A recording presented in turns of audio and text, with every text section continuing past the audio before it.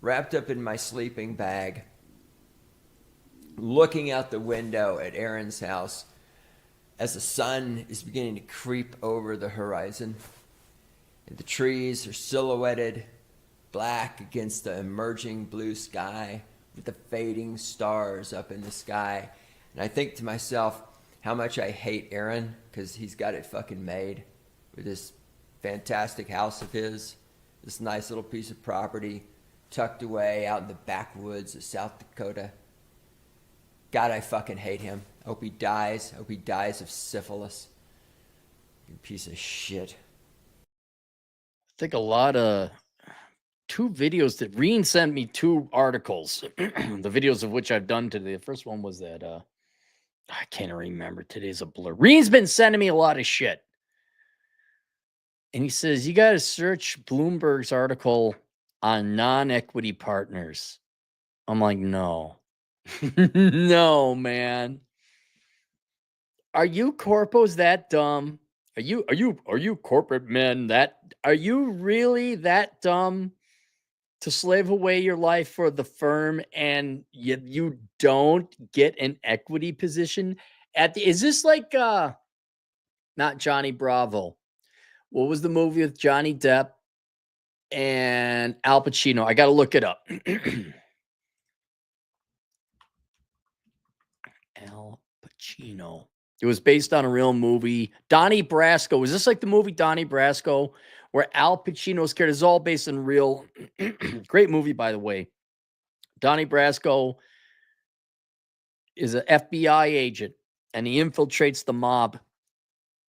And one of the main guys, his contact, is played by Al Pacino. And Al Pacino's character, he just wants to make it big in the mafia, right? He's dedicated his life to the mafia, and they never promote him to whatever, lieutenant, or what's the phrase? Like, you made it. Or there's an actual phrase, like, you were somehow christened to be an operator, not just an errant boy. And at the end, they never promote him. They never promote him, and his entire life was a waste. God, how many people in the United States are like that? You thought you'd be this loyal, I'm going to do the best. You're just this loyal, hardworking, and it went to the fucking cousin, or it went to the nephew, or the company was ran into the ground.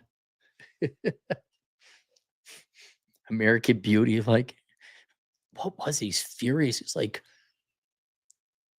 these are people's fucking jobs. And he's getting whores on the side. Finds out the business owner. Well, they got to lay people off, and then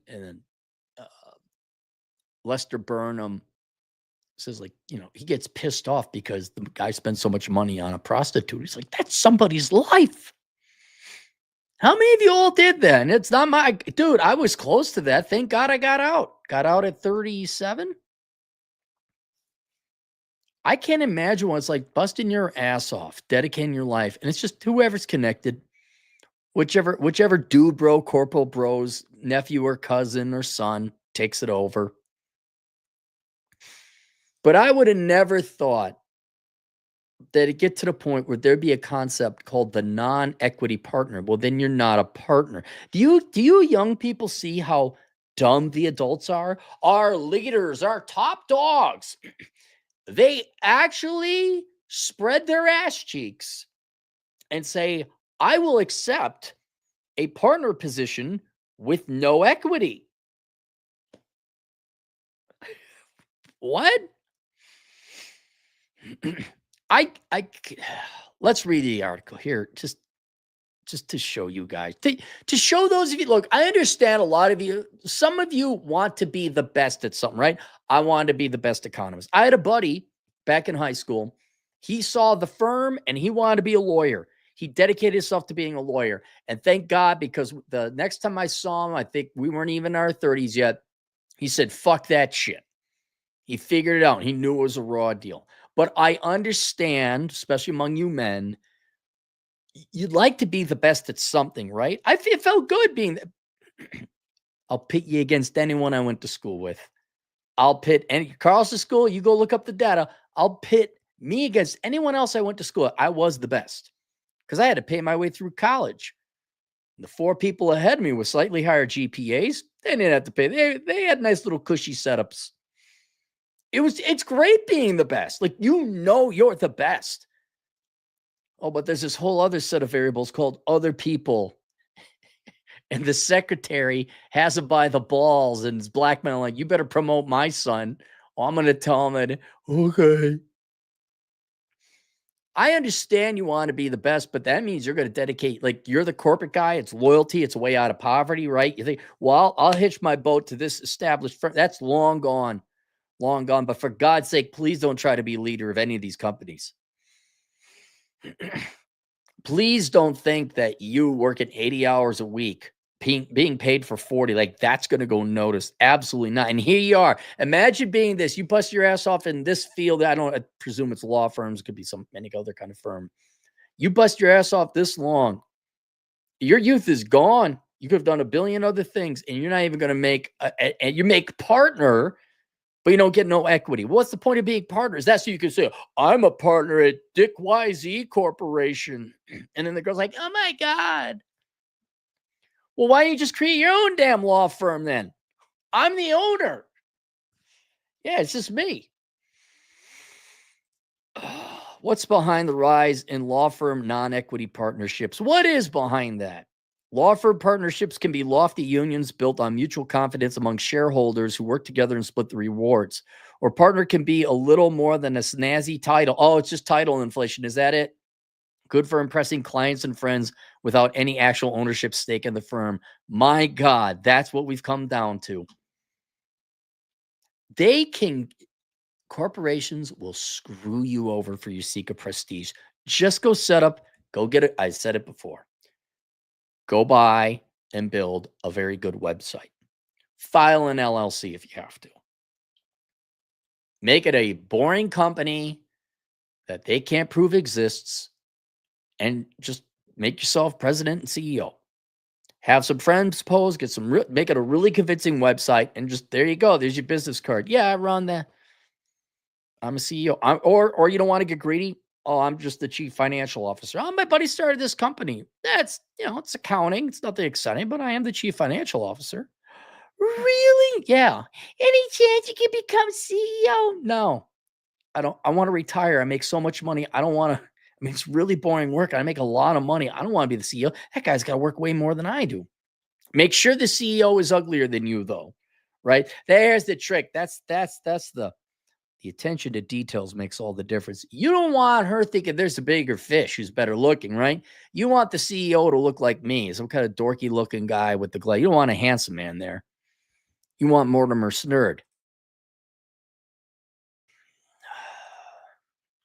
For big U.S. law firms, the latter is increasingly common as the ranks of non-equity or income partners who are paid a salary rather than sharing directly in firm profits and typically can't vote on management decisions continue to grow. As my Reuters colleague Sarah Merkin reported, New York-based Cleary, Gottlieb, Steen, and Hamilton last week became the latest firm to join the non-equity trend. The word partner means you're an owner. Isn't a PLLP? Is that it? Limited liability partnership. But what's the first P for? I never knew what that was. You're a partner in the firm.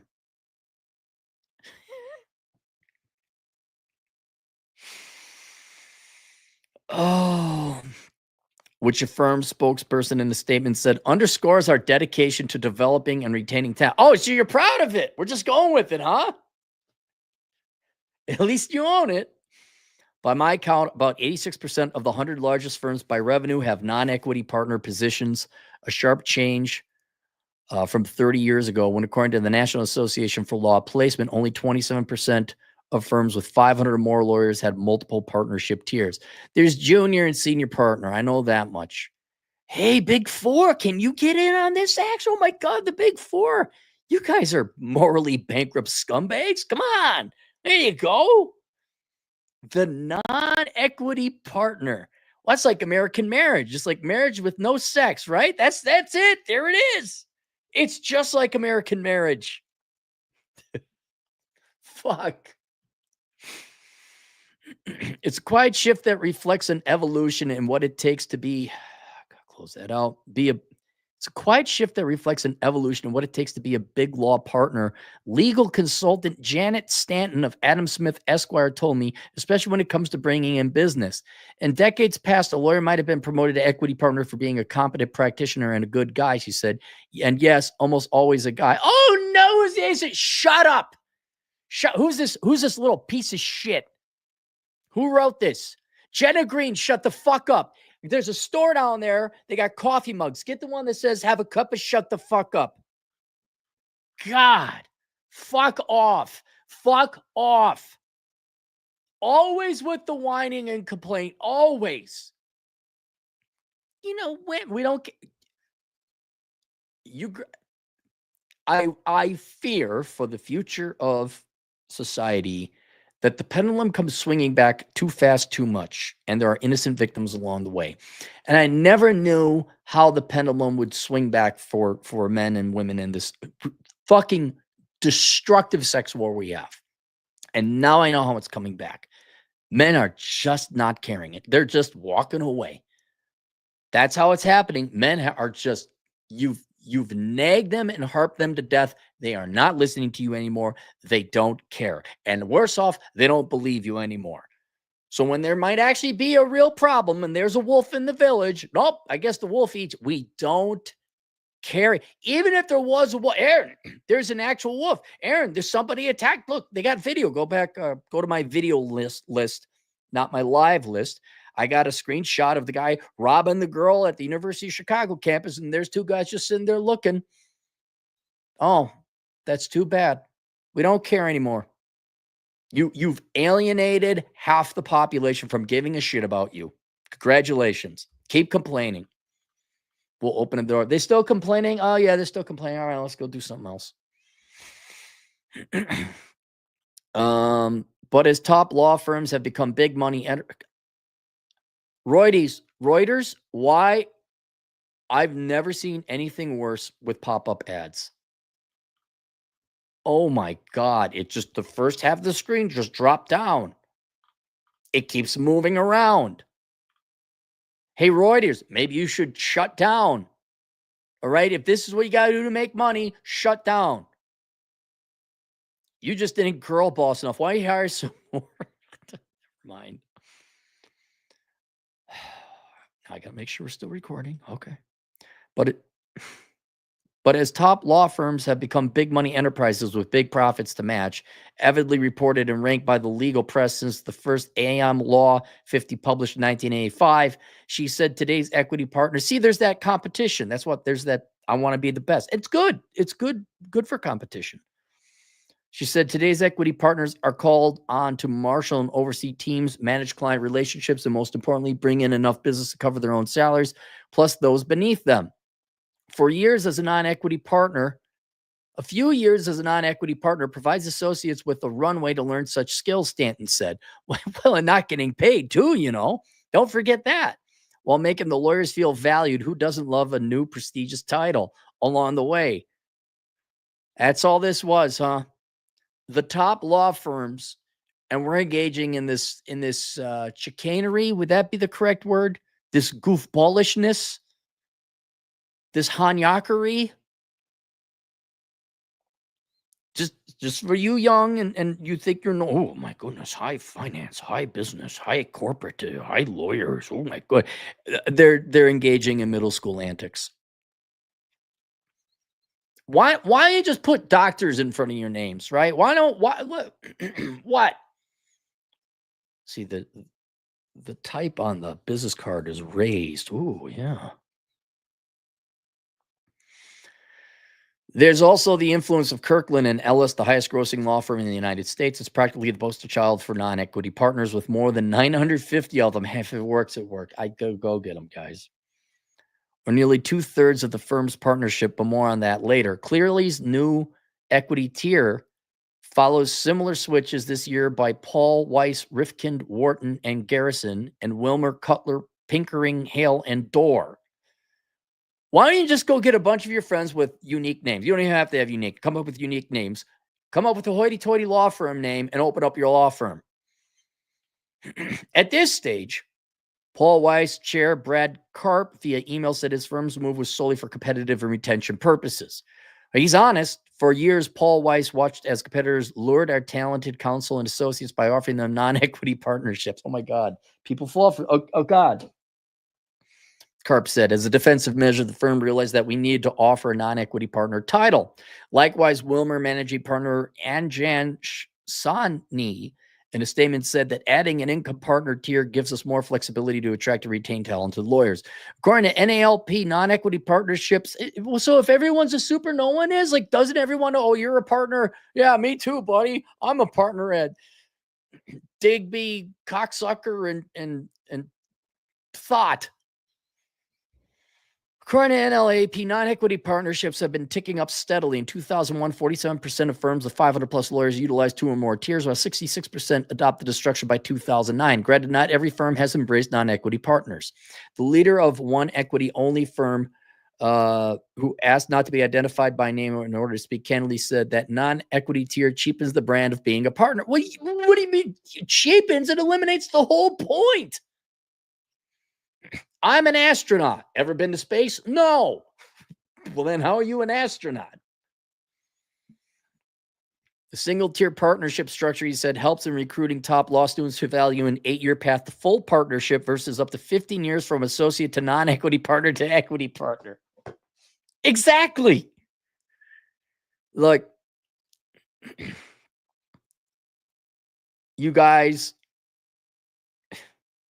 you're not allowed in Elysium, okay? You're not allowed in the corporate Elysium. That's reserved for only the very top-notch people. And if you fall for this, where you got more work just because you get a title for the same amount of pay, I understand the petty yet real labor market competitive reasons for doing this. But this kind of chicanery, this kind of good look, you guys all want to be the best. You want to be, and they're playing these games with non-equity partner. No, man, no. Already statistically, to become a partner at any established prestigious firm, whether it's the Big Four or a big New York law firm or whatever, I mean, it's already pretty small. And I can't imagine the politicking and the bullshit that gets into it. Wasn't it? Yeah, it was Thanos. What did it cost you? Everything. I got to imagine. I think there was someone who was a partner and either emailed me or made a comment. Someone was like, or they knew someone and they said, yeah, it's a different lifestyle and there's drawbacks and you're going to give up a lot of shit. I wonder how many big, whether it's law firm, Big Four, whatever, how many of them really wish they did that? How many of them would say it was worth it? And now you got this horse and pony, what would you call it? Tertiary. I mean, I remember senior and junior partner. That's normal. But now you got a non-equity partner. Now you're going to do these games. And after a merger of Allen Overy and Shearman and Sterling was completed in May, the combined firm adopted A&O's equity-only model rather than Sherman's two-track approach, a source familiar with the firm's structure told Reuters. But other firms see non-equity positions as opening new doors to advancement. The guy said it right, whoever that anonymous guy was. God bless you, sir. It cheapens it because it does. Steptoe chair. Steptoe? Gwen Reniger, whose Washington, D.C. based firm added a non-equity tier in 2019, told me the move came as the firm grew and became more successful. Expectations for being an equity partner grew with it, she said. Very few people were promoted. She said, right. But look, guys, it's going to be easy for you to just start a firm on your own and be good than it is for you to soar through the ranks of an already existing firm. Hell, I was never a partner. I didn't have partners in banking. Just to get to a vice president position was a pain in the ass. I wasn't even gunning for it. They just happened as a small enough bank. And there it's the same thing. The titles were cheapened. I didn't do anything vice presidential. Okay, there were some minor things, but it wasn't the majority of my job. It doesn't mean anything anymore.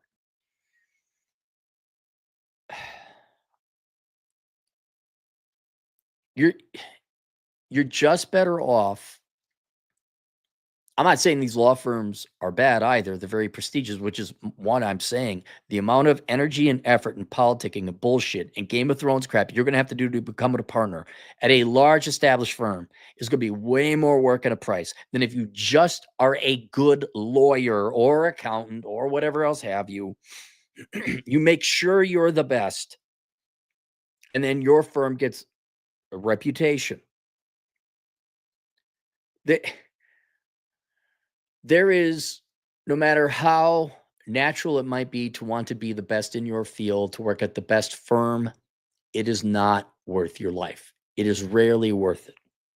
I know a guy who makes millions of dollars a year, and nothing against him. I'm not slamming on this guy at all. And I look at everything he has to do to make those multiple millions of dollars a year. Legal, by the way. He's not running drugs or anything. He's a respectable man of the community. Very respectable, actually. I'm like, oh, hell no, man. It's nice you got a nice house, man. No way. No, and I'm so happy I never got into that court. And thank God I only got like low rank VP status. And I was even in there like, I'm making my money and paying off my house, getting the fuck out of here. It isn't. It's not worth it. The corporate rat race, everyone, even my folks knew that back in the 80s. But to get to a partnership, no, you're way better off just starting your own company. I mean, come on, having the boomers if anything, the boomers have taught us this is the most complicated, ridiculous, costly. It will cost you everything to become a partner. Versus Chad, who do you think's happier?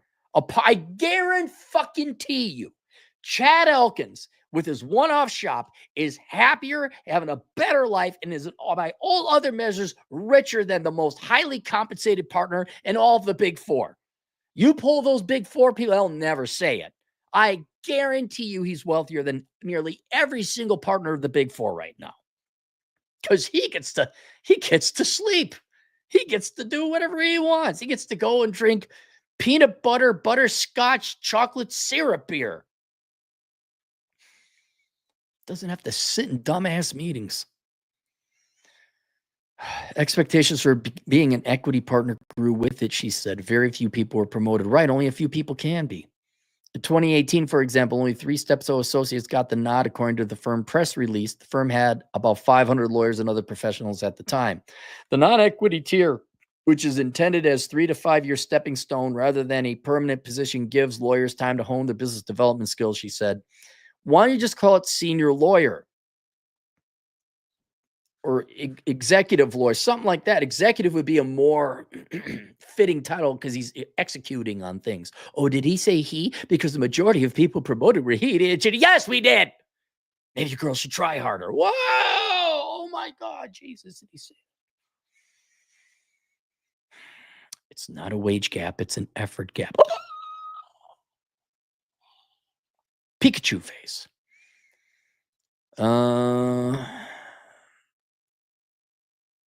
It's also useful for partners winding down their practices as they transition to full retirement. Steptoe currently has 100 equity partners and 50 income partners. What's the difference? Look, do you own a share of the company or not? What's with all the words? In addition, non-equity positions can be a good fit for service partners who look after the firm's institutional clients, but haven't brought in business of their own, said Indiana University Maurer School of Law professor. Oh, William Henderson. Yeah, here, let's talk to the professor who teaches and doesn't do. Let's ask him about it. Plus, non-equity partners can be profitable. While they're paid more than associates, how much varies quite a bit. They don't need much training and can bill at higher rates, which makes them a net positive in the firm's bottom line, said Henderson, who studies the legal profession. To some, that may sound in large part like a secret of Kirkland's success. Kirkland chairman John Ballas, in a recent appearance in Law Disrupted, the podcast hosted by Quinn Emanuel, Urquhart, and Sullivan. God, with all the names. Founding partner John Quinn discussed his firm's non-equity partnership tier.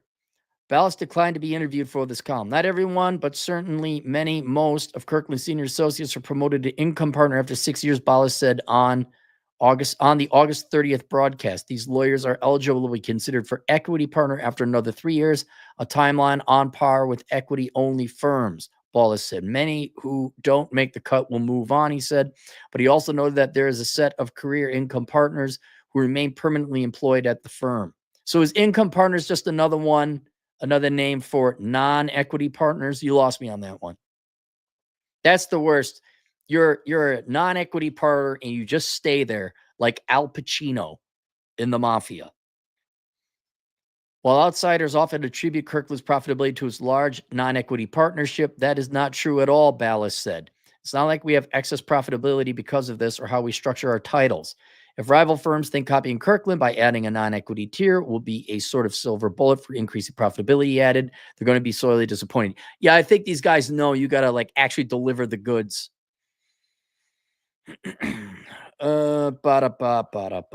Oh, here's Jenna Green. Oh, yeah, Thompson Reuters. Let's see how many. What do you have for followers? You got more than me? 3,500. Thank you, Jenna Green. Oh, she's doing the thing. Look at that. Yeah, John, I'm sorry you're so oppressed. No one cares. No one cares. Can we close? Thank you. Good Lord.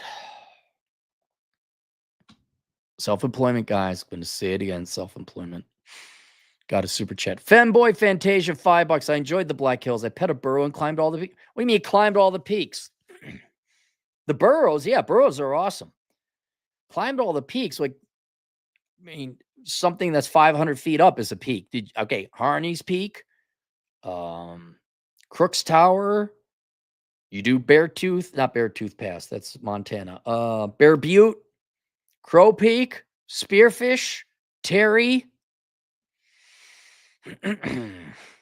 Cowboy Hill. You do them all? Was it a Pokemon hike? All right, that's it. Questions, answers, Assel Consulting. I'll see you guys later. Toodles.